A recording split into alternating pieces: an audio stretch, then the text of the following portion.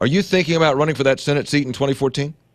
Well, Hoppy, let me say that for over 4 decades, I've had the opportunity and the tremendous experience to work with actually 3 of our U.S. senators from West Virginia in the Congress of the United States, of course, and that counts staff time under Senator Robert C. Byrd, and then working with him while he was a U.S. Senator, with the late Jennings Randolph, with Senator Rockefeller for over 4 decades, a man who has committed his entire life to West Virginia. I've worked with them all, and now Senator Manchin, on a number of issues, including coal miners' health and safety, veterans' benefits, road projects across our state, education for our students, and just a host of issues. And when I look at what has happened in the last 2 years in the United States Senate, West Virginia has suffered tremendously. There's no question about it. And I think Senator Rockefeller's decision has caused us all to recalibrate what we need to do in the best interest of West Virginia and for the future of our great state. Now, I'm looking at it, yes. I'm not, and I think that's incumbent upon all of us, whether we're in public office or not, that have an interest in our great state, to look at this seat, to decide within his or her own heart what they think is best for West Virginia. So, am I there yet? No, by no stretch of the imagination. But I think I don't think any doors should be foreclosed upon the future of our great state. So you're giving it what I would call serious consideration. Yes, and let me say also, you have to have fire in your belly. You have to have that fire in your belly to take on a statewide race.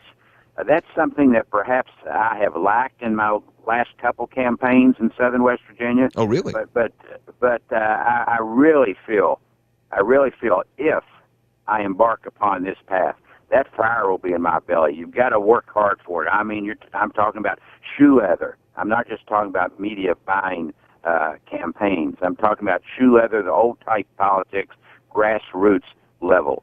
That's what's going to be needed here, and that's what the people of West Virginia deserve.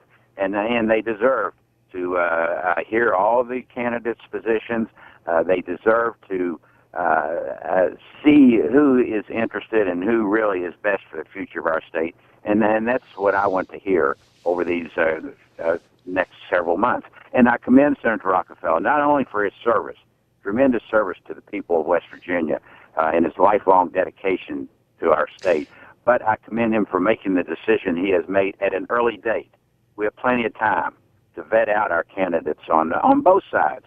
Nobody should have a cakewalk into the United States Senate. So it's incumbent upon all candidates, both sides of the aisle, even independents, to look at this seat and decide in their heart what they think is best for West Virginia. Congressman Nick Rahall is with us, thinking about running for that Senate seat in 2014. I know you were particularly close with Senator Byrd. He was your mentor, and there must have been many times, or were there times that did he ever talk to you about the possibility of running for the big chamber? Oh yes, we had many talk about it, Hoppy, and I'm not going to relay the privacy of you don't have to. No, you don't have to. No, but to answer your question is yes. And as I say, I worked for him as a staff person. I worked for him on the floor of the entire United States Senate back in the early 70s. I know the process in that body.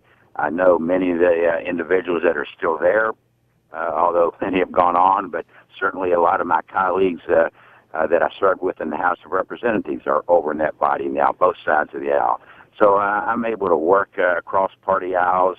I know the process in the Senate, and I think that experience is a positive factor as well. And certainly having worked for the master, Senator Robert Byrd, was something that I'll never forget. Congressman, as every political wag in West Virginia puts together their list of possible candidates, then you want to be on that list. I got you on my list today. You want to be on that list, right? Sure. I think all of us should want to be on that list. Well, all maybe Everybody. one. I mean, I don't think anybody should shut the door this early. No, but in the who's serious? I mean, decision-making process. no, absolutely. But who is serious? I mean, everybody's going to. I understand. Everybody's going to think about it, and there's nothing wrong. I mean, every Democrat who has aspirations should think about it. That's fine. This whole thing's been bottled up for the last 50 years. In West Virginia, these opportunities don't come along very often, so people should reasonably think about it. I just think some have a better, obviously some have a better shot than others. Some might feel they're a little bit farther up in the line than others, et cetera, et cetera. I mean, you got to be near the top of the list, I think. That's You're exactly right, Hoppy, and it's a vetting process that I'd like to see occur so we can find the most qualified, the most experienced, the one that really is going to represent West Virginia values, and West Virginia's dreams and aspirations for the future.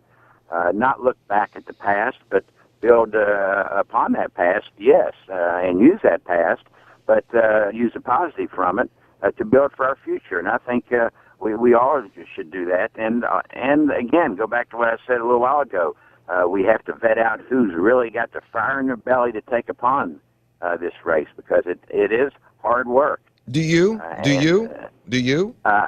As I said, I'm not there yet. And I've got to, that's why I'm not foreclosing any door yet. I could see a point where that fire builds up in my belly, but as I say, I'm not there yet. It's probable, though not a given, that Shelley Moore Capito would be the Republican nominee. Does she scare you? No. I mean, don't take that the wrong way. She's a formidable candidate. I won't deny that at all. But as I say, it takes somebody with a fire in their belly that can really energize the people of West Virginia and can really be out there and express their values and be able to bring together Republican, Democrat, Independent, whatever party persuasion, Mountain Party. I mean, I have shown over my 4 decades ability to work across party aisles, regardless of who is in control of the Congress or who is in control of the White House.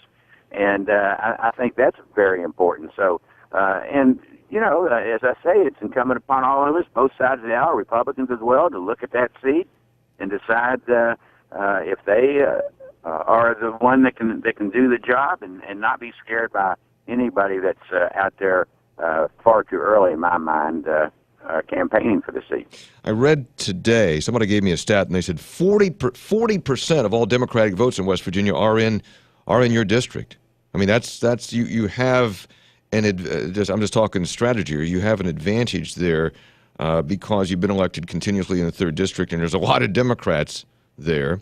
And if Capito were the Republican nominee and she's well known in the 2nd district, then you kind of fight it out in the 1st. I mean, that's the early handicap. We're just talking. Yeah, well, I'm blessed, and I'm really grateful for the support that the people of Southern West Virginia have given me for 38 years now, 19 terms. I really, I just cannot say thank you enough, and that humbles me a great deal. And I'm not going to turn my back upon that support easily. I want to hear from them what is in the best interest of Southern West Virginia, what's in the best interest of all of West Virginia. So I just say thank you and for that support from the people across Southern West Virginia.